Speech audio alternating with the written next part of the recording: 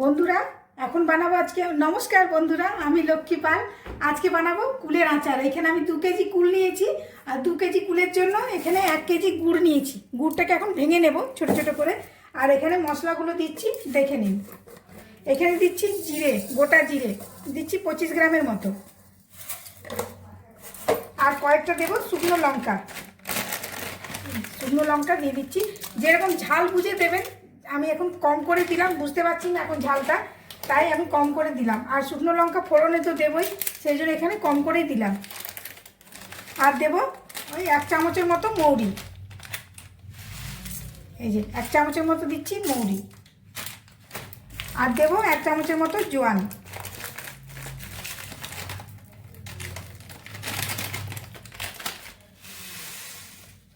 এই যে জোয়ানটা দিয়ে দিলাম।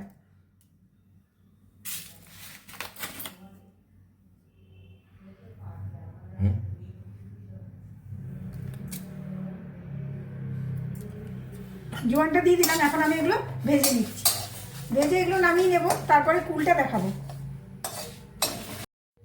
বন্ধুরা এখন তেল দিয়ে দেবো, কড়াই গরম হয়ে গেছে। এখন এই যে মশলাগুলো আমি ভেজে নিয়েছি, এখন আমি কড়াই পরিমাণ মতো তেল দিয়ে দেবো, সর্ষের তেল। সর্ষের তেল দিয়ে দিলাম, এর মধ্যে ফোড়নে দিয়ে দেবো শুকনো লঙ্কা। ফুলের আচার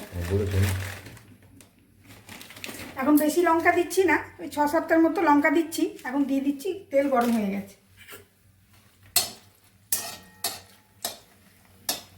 আর এখানে এই যে শুকনো খোলা এই মশলাগুলো আমি ভেজে নিয়েছি, এগুলো ঠান্ডা হলে মিক্সিতে আমি গুঁড়ো করে নেব।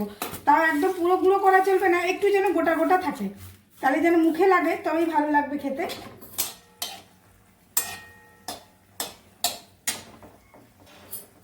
এখন দিয়ে দেবো 5 ফোড়ন।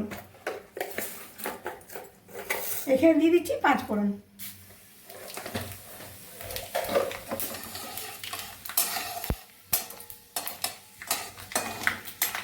পাঁচফোড়নটা একটু ভাজা ভাজা হলে আমি দিয়ে দেবো কুলটা।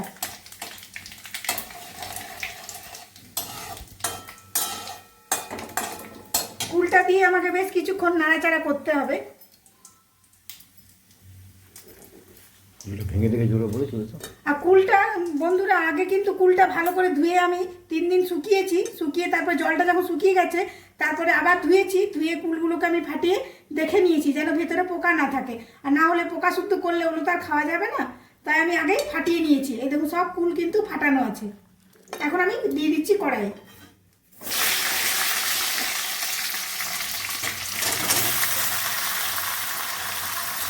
সব কুল দিয়ে দিলাম।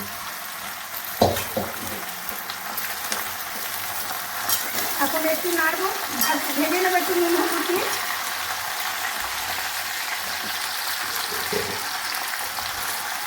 একটু হলুদ দিয়ে দিলাম। আর আমি 2 রকম নুন দেবো, একটু সন্দুক নুন দেবো, তারপরে একটু বিট নুন দেবো নামাবার সময়। এখন এই নুনটা দিয়ে ভেজে নেব।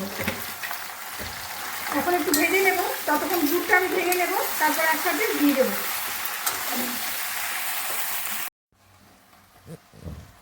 বন্ধুরা কুলটা আমার একটু ভাজা হয়ে গেছে, এখন আমি গুড়টা দিয়ে দেবো। যে গুড়টা আমি ভেঙে রেখেছিলাম, এখন গুড়টা দিয়ে দিচ্ছি।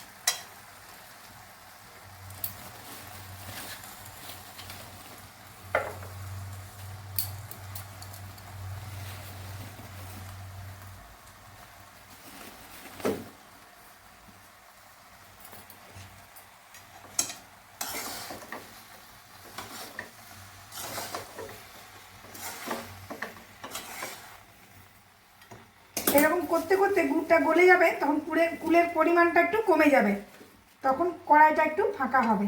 এখন কড়াইটা একদম ভরে গেছে,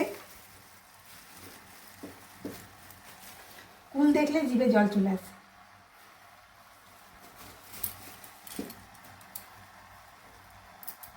কুলটা যত গলবে আমার গুড়টা যত গলবে, কুলটা তত কম হতে যাবে। ঠিক আছে বন্ধুরা, এখন ভেজে নিই, গুড়টা গলিয়ে নিই, তারপর দেখাচ্ছি। জল কিন্তু দেখুন বেরিয়ে গেছে কুল থেকে, জল কিন্তু আমি একদম দিইনি, এই গুড়টা থেকে জল বেরিয়ে গেছে। কুলের যে টক ভাবটা আছে, এই দেখুন এখনো কিন্তু সম্পূর্ণ গুড় গলেনি। এই দেখুন গললে আরো জল বেরোবে, এই দেখুন আর এর মধ্যে কিন্তু জল একদম দেওয়া যাবে না, জল দিলে কিন্তু নষ্ট হয়ে যাবে। এটা আমি 1 বছর পর্যন্ত রেখে দেবো, কিচ্ছু হবে না, 1 বছর থাকবে। আর যদি বলেন যে আরও বেশি দিন রাখবেন, তাহলে ভিনিগার দিয়ে 1 কাপ ভিনিগার দিয়ে দেবেন, 2 কাপ কুলে, 2 কিলো কুলে 1 কাপ ভিনিগার দিবেন, তাহলে অনেক দিন থাকবে, যতদিন ইচ্ছা রাখতে পারবেন। আর এই কুল খারাপ হবে না, জল দিলে কিন্তু নষ্ট হয়ে যাবে।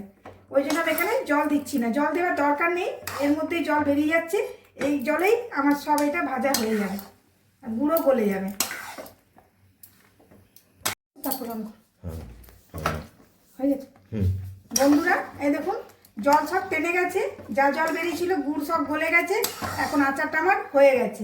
এবার আমি নামিয়ে নেব, নামাবার আগে মশলাটা এই যে গুঁড়ো করে রেখেছি এখানে মিক্সি জারে দিয়ে দেবো। আর মশলাটা যেন একদম গুঁড়ো না হয়ে যায়, একটু যেন দানা দানা থাকে, তখনই নামিয়ে নেবেন মশলাটা। আর একটা কী যেন বলবো, ভিনিগারটা কিন্তু আমি পরে দেবো, এখন এটা বানিয়েছি, ঠান্ডা হলে তবে ভিনিগার দেবো, 1 বছর রাখা যাবে। আর এখন মশলাটা আমি দিয়ে দিচ্ছি গুঁড়োটা।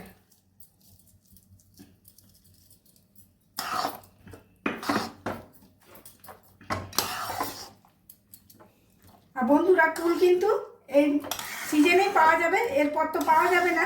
কুলের আচারটা করে রেখে দিতে পারবেন, অনেক দিন ধরে খেতে পারবেন। আর কুল যতদিন থাকবে ততদিন নিয়ে রাখতে পারবেন এখন কিনে কিনে। আর কুল যখনই নেবেন একটু বড় বড় দেখে নেবেন, তাহলে গুড়টা কম লাগবে, মিষ্টি যদি থাকে তাহলে গুড়টা কম লাগবে। গুড়টা কুলটা খেয়ে দেখে নেবেন যে কীরকম মিষ্টি আছে, সেরকমভাবে গুড়টা দেবেন তখন। আমি যেমন 2 কিলো কুলে 1 কেজি গুড় দিয়েছি। ঠিক আছে বন্ধুরা, এখন তাহলে রাখছি। বন্ধুরা নিয়ে চলে এসেছি, ঠান্ডা হয়ে গেছে, এটা তো আমি রাত্রিবেলায় বানিয়েছিলাম, সকালে এই যে নিয়ে চলে এসেছি, ঠান্ডা হয়ে গেছে। এখন আমি এর মধ্যে দিয়ে দেবো 1 কাপ ভিনিগার। এই যে ভিনিগার নিয়ে নিয়েছি বোতলে, কেনা ভিনিগার, আর এখানে দিয়ে দিচ্ছি 1 কাপ ভিনিগার। কি বেরোচ্ছে আবার কি থাকতে এগুলো বেরোচ্ছে আস্তে আস্তে।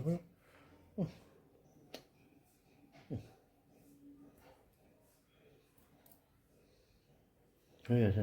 এই যে ভিনিগারটা দিয়ে দিচ্ছি এর মধ্যে, দিয়ে এটাকে ভালো করে নাড়িয়ে নিতে হবে।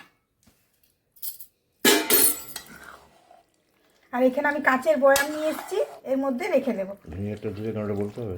হ্যাঁ, মানে ভিনিগারটা কি কেন দেওয়া? ওই তো বলেছি তো কাল, অনেক দিন থাকবে, ভিনিগারটা দিলে অনেক দিন থাকে, যতদিন ইচ্ছা। আর কুলের আচার ভিনিগার দিয়ে দিলে 1-2 বছর থেকে যাবে। আমি তো প্রত্যেক বছরই বানাই, প্রত্যেক বছর, এখনও আমার আগের বছরের কুলের আচার এখনও রয়েছে।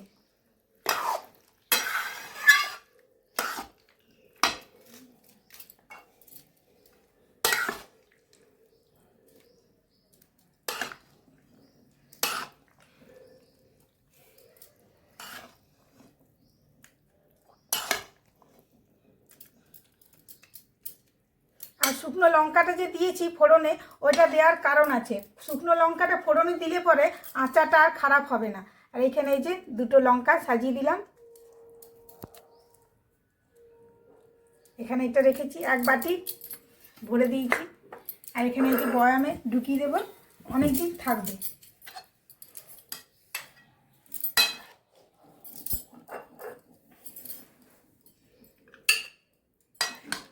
আর যে কোনো আচার কাচের বয়ামে রাখলে বেশি দিন থাকে, নষ্ট হয় না, দেখতেও ভালো লাগে। এখন কাচের জিনিস তো খুব কমই পাওয়া যায়, আর কাচের জিনিস ভয় থাকে, একটু লেগে গেলেই ভেঙে যাওয়ার ভয় থাকে।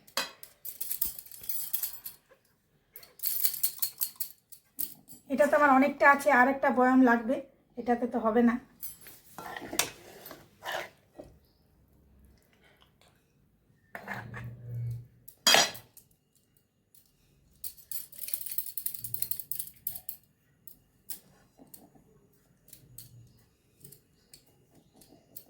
এই যে বয়ামটা ভর্তি হয়ে গেছে, এটা এখন আমি ঢাকা লাগিয়ে রেখে দেব।